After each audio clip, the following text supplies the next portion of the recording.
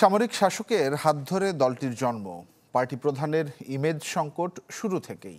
ক্ষমতায় টিকে থাকতে শেখ হাসিনা দলটিকে ইচ্ছে মতো ভেঙেছেন, আবার গড়েছেন। মোট 7টি দফায় ভাঙা জাতীয় পার্টি স্বৈরশাসক এরশাদের জীবদ্দশায় ভেঙেছে 5 বার। গেল 15 বছরে প্রতিবেশী দেশের নিয়ন্ত্রণে থেকে দলটি আওয়ামী লীগ সরকারের বৈধতা দিয়েছে।